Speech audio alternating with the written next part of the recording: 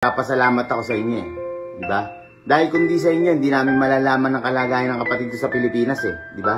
Ngayon, kapag oras na nakalaya si Utol dyan, putang ina, huwag ka na magmatigas. Bumalik ka na lang dito sa Japan. Di ba? Kung dito ka man sa Japan makulong, mas kampante kami kaysa dyan sa Pilipinas. Dahil sa Pilipinas, iba ang labanan dyan. Di ba? Alam nyo naman yan eh. Di ba? Ako nga, tagal ko rin nakulong dyan sa Pilipinas, kaya alam ko na kalakaran dyan sa Pilipinas eh.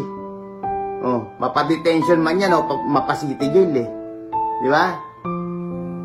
Alam ko na kalakaran dyan. Pero sana tol, putang ina, hindi ka na lang gumagawa ng mga kalokohan eh. Kumbaga mag-focus ka na lang sa goal mo eh. Di ba? Be matured tol eh.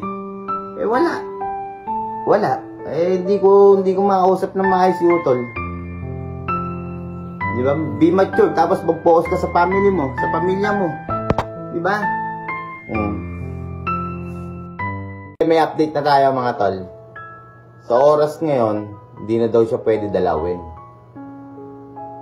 Di ba? Tapos ano pa sabi?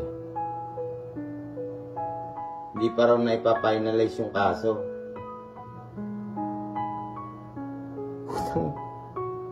Ayun o. Andito siya o. Kita niyo ba? Teka lang. Yan ako ah. Teka lang.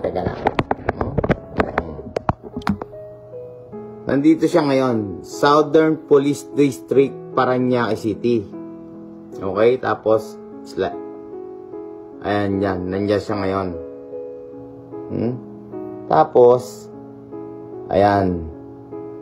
Yung visiting schedule. Diba? So, hindi na raw siya pwede dalawin ngayon. So, nandyan siya sa mga sumusuporta sa kapatid ko. Diba? Ang ngayon nyo pakita sa akin yung mga message nyo na malapit lang kayo sa Parañaque, taga dito lang kayo, taga doon lang kayo. Pumunta na kayo dito. Ayan.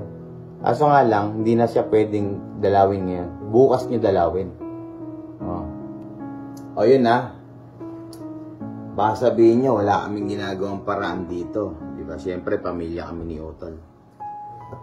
So, sabi ng pinsan ko, mga pinsan ko, salamat sa inyo ha. Sa mga nagpunta kay Utol.